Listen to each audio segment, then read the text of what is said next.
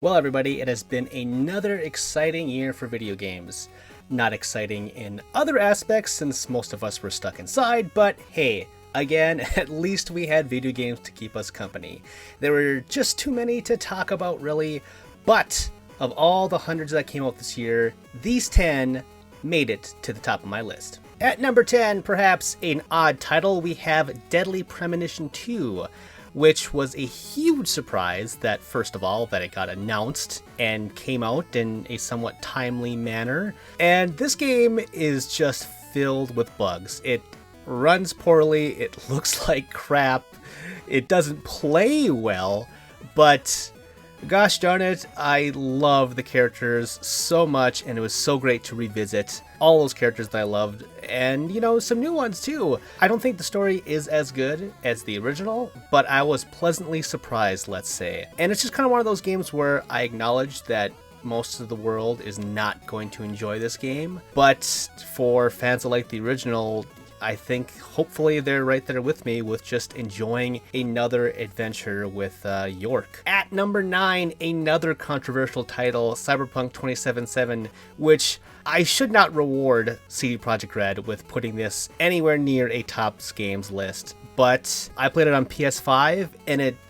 crashed, it had plenty of bugs, and had one that made me actually restart the game, thankfully only after 3 hours, but still, it's a mess. It should not have been released on consoles, or probably for PC for that matter. That said, even though it kept on crashing on me, I just could not resist playing it. I thought the world was just so cool. I loved being inside of it. I thought the shooting was great. Just being in this cyberpunk city with all these weird things and the lingo was just fantastic. It was not the godsend that it was touted to be, but I still dug it anyway, glitches and all. I mean, hey, when this game works, it works. It's cool. It's a good game. Let's keep things controversial still with number 8, Marvel's Avengers. And I don't think this is controversial in the same way these other two ones were. The problem with Marvel's Avengers is the online connectivity did not work that well, even though it was set up to be a Destiny-like multiplayer RPG. It did not have support after launch to keep players around.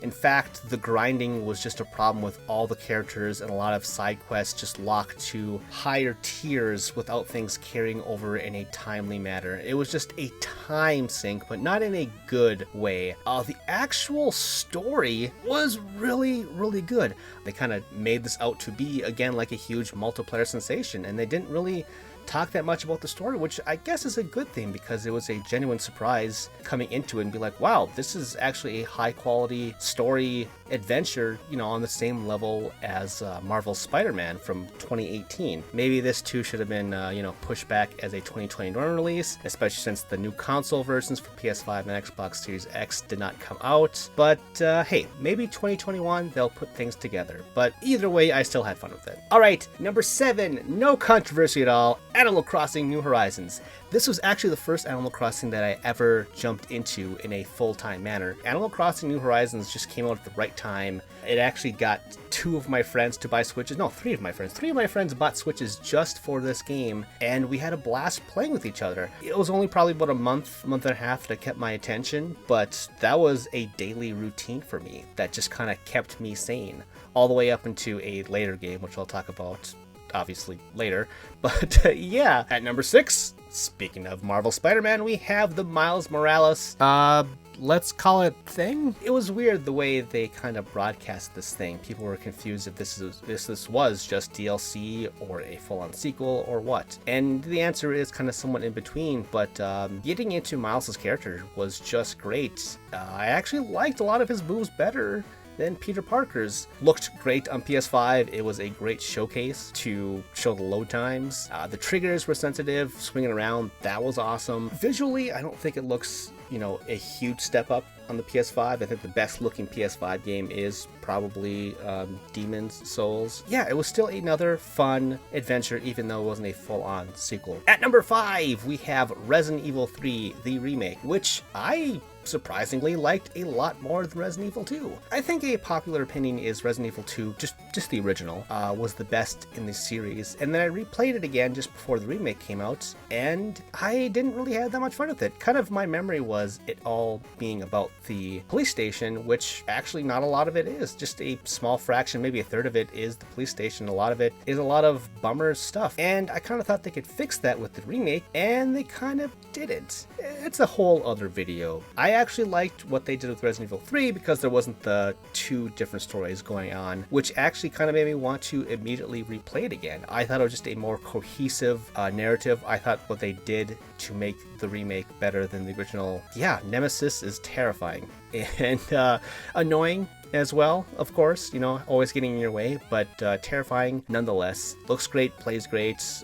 Yeah, I was really surprised that I liked it more than the last remake. At number 4, another surprise, Yakuza Like a Dragon. I say surprise because it's been a while since I really got sucked into the Yakuza universe. I've played all the games up to this point, but it's always been a weird thing to have to read the subtitles. I watch tons of anime, tons of video games have subtitles. I'm used to it, but it is distracting a bit when you're trying to pay attention to the action going on screen, and then there's just a lot of, you know, text, and there's a lot of text in the Yakuza games because the stories are huge. And it was just refreshing to see them finally localize it into English with voices, and the voices are great, and it just made me appreciate the game more. Plus, it's now an RPG instead of a brawler, so, you know, it was kind of exhausting to play the same thing over and over again, even though, again, they are great, but it was a nice change of pace. Not everything worked for the conversion for the turn-based RPG, but it's just a wacky adventure. It's the best Yakuza to pick up for all new fans. Next, Ghost of Tsushima at number 3. The Last of Us Part 2 is not making this list. I had a good time playing it, but all the months afterwards, it's just left a sour taste in my mouth. Ghost of Tsushima, complete opposite. The more I think back on it, the more I have a craving to play it again. It's the Japanese landscape. How many open world games have that going for it? It's beautiful. It loads so fast on the PS4, and I had a blast just being in this power fantasy of this super awesome samurai cutting down soldiers 40 at a time. What's wrong with that? It's tremendous. It is one of PlayStation 4's best exclusives. But let's move on to number 2, maybe an obvious pick for this guy, Hades. That's because I love roguelikes. I cover roguelikes a lot on this channel. It is kind of like Yakuza Like a Dragon, the best roguelike to get into now, you know, for beginners. One, because it does have kind of adjustable difficulties in that you can play a god mode on, which buffs your strength. It doesn't make you actually godlike, but you know, the more you die, the more you will get stronger. But the thing is, with you dying, there's a story involved. Every single time you die, there's always something different about you going back to, you know, the underworld and talking to everybody and building up these relationships, which are just great. Some of the best characters of the year, hands down, and it just felt so good to play. It's just the gift that keeps on giving. And last, but certainly not least, number 1, Final Fantasy VII Remake. Again, should not be surprising at all to find that on here. I am a huge Final Fantasy VII fan, or just Final Fantasy fan in general. It is something I have been waiting for a long time.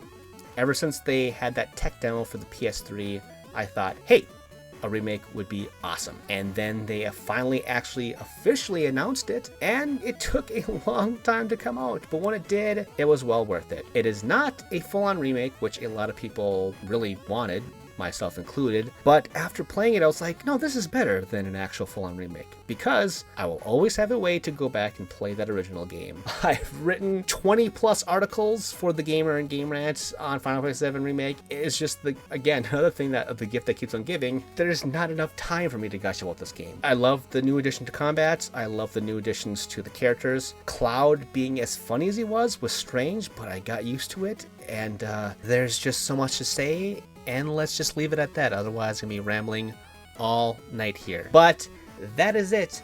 That is me for 2020.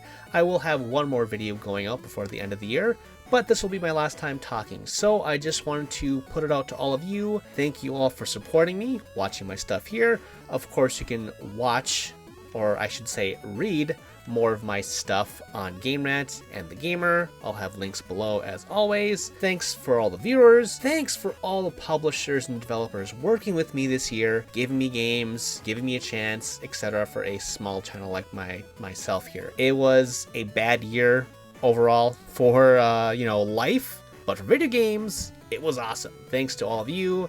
Thanks to all of them. And thanks to me. Congratulations to myself. I didn't get to do as much as I wanted. A lot of things set me back putting videos out, but I did write a lot, and games did help me get through 2020. So again, now I'm rambling about this. So thank you all so much. Stay safe, stay strong. See you again in 2021.